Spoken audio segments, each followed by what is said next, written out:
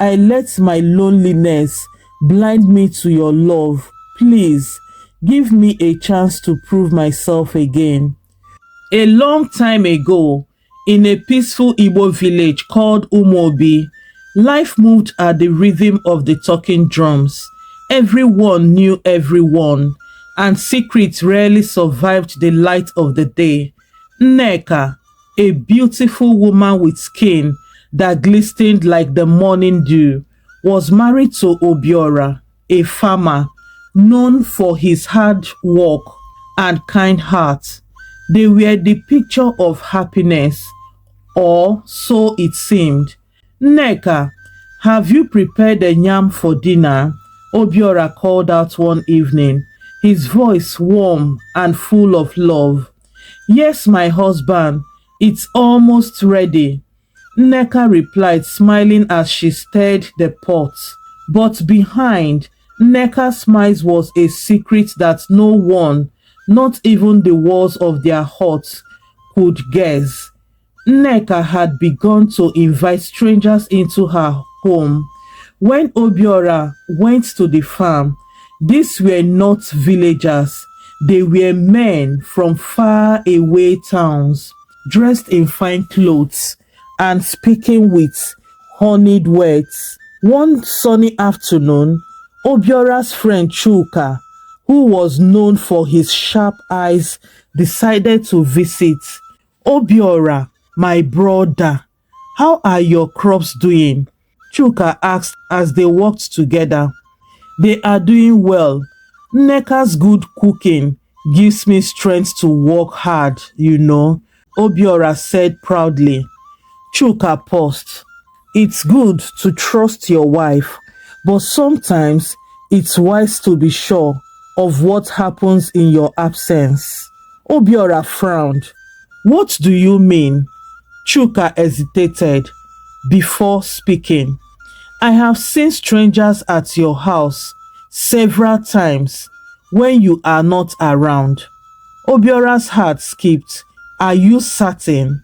Chuka, or you're just whining your mouth about? Chuka nodded. I am, but don't act rashly. Find out the truth yourself. Obiora couldn't sleep that night. Questions raced through his mind. Who were these men? Why were they in his house? And what was Nneka hiding?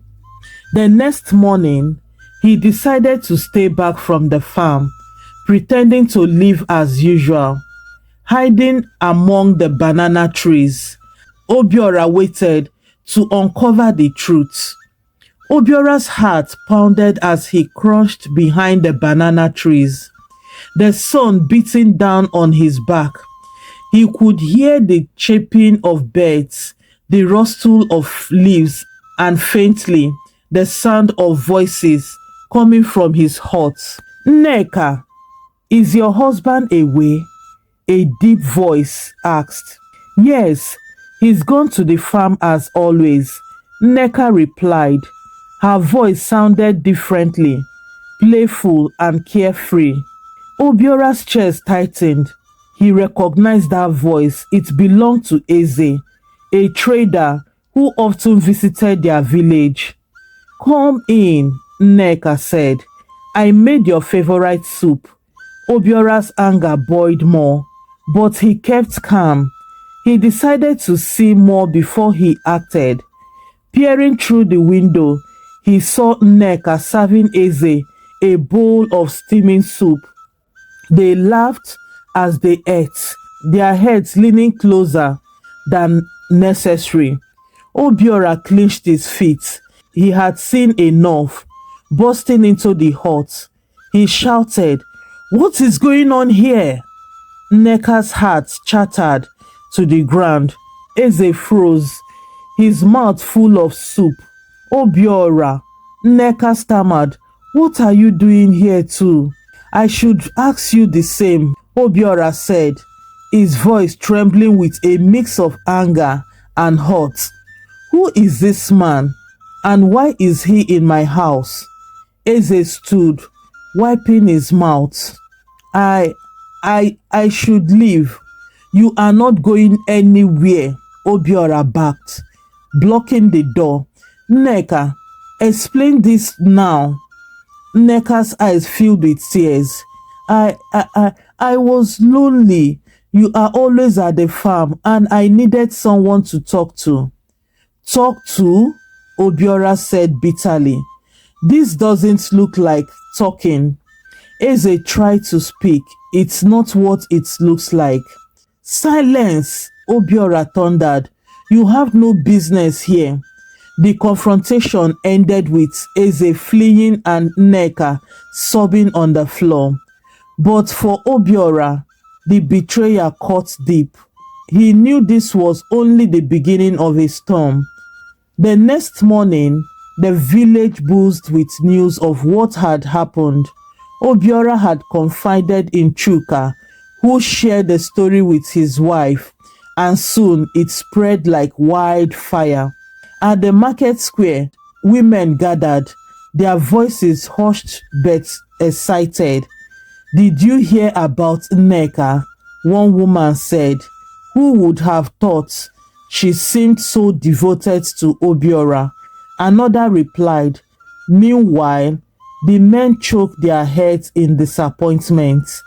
This is shameful, an elder said. How could she bring strangers into her husband's house? Nneka stayed indoor, avoiding the judgmental eyes of the villagers. But Obiora couldn't escape the whispers.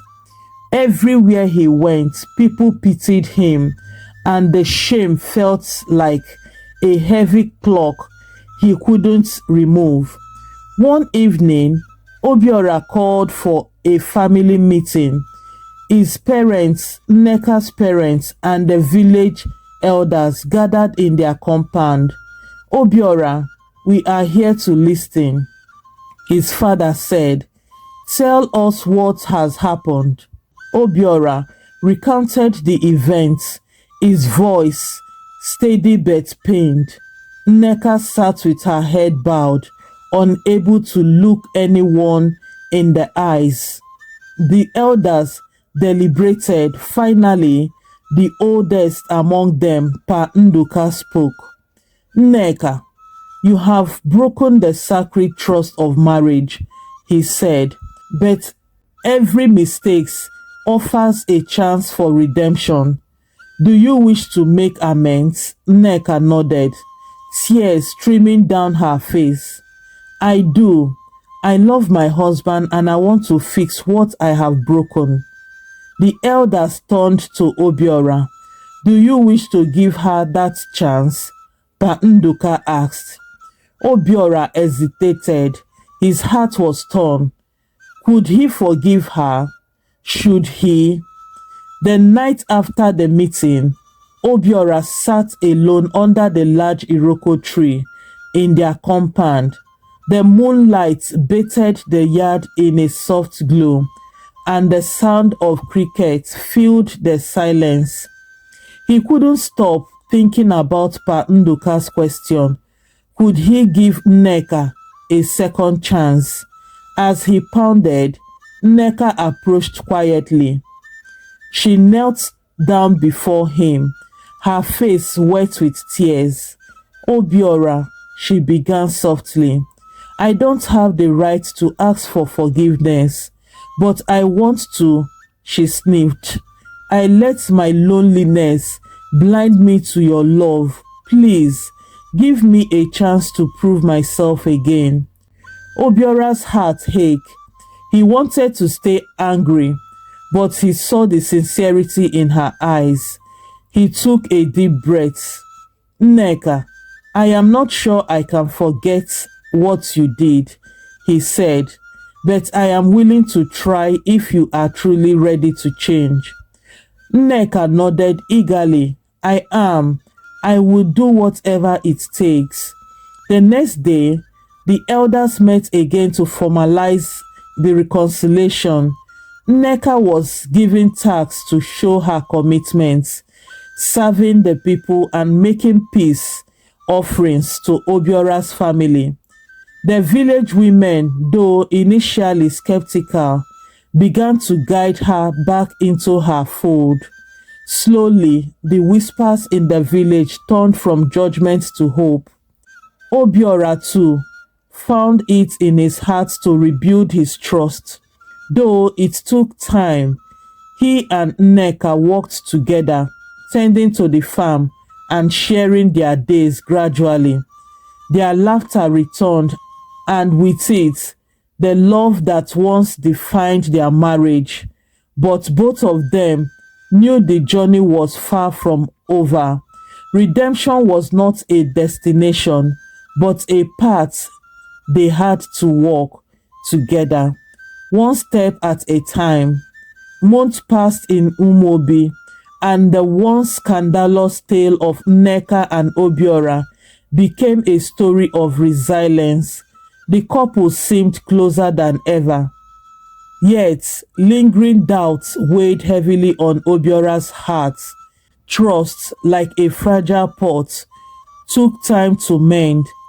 One afternoon, an elder named Mama Ifunanya visited Nneka, known for her wisdom. Mama Ifunanya had a way of speaking in riddles that made people think deeply. "Nneka, my child," Mama Ifunanya began, "a wound may heal, but the scar reminds us of its lesson. How are you ensuring this wound does not reopen?" Nneka hesitated. "Mama, I have done everything the elders asked of me. I have served the people and cared for Obiora as I should." Mama Ifunanya nodded. "Good. But remember, actions speak louder than promises. Keep your heart pure and let time tell your story." Meanwhile, Obiora was at the farm with Chuka. The two walked side by side, but Obiora's thoughts were elsewhere. "Obiora, you have been quiet," Chuka said. "Are you still troubled?" "I am trying," Obiora admitted. "But sometimes I wonder if things will ever truly go back to how they were." Chuka placed a hand on his friend's shoulder. "Healing is a journey, not a race. Give yourself grace." That evening, a storm rolled into the village. Thunder rumbled and rain poured heavily.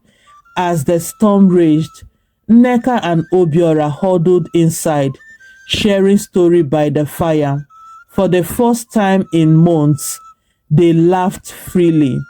Outside, the rain washed away the dust of day, much like the storm in their marriage. Though the road ahead was uncertain, the couple found solace in the warmth of each other's presence.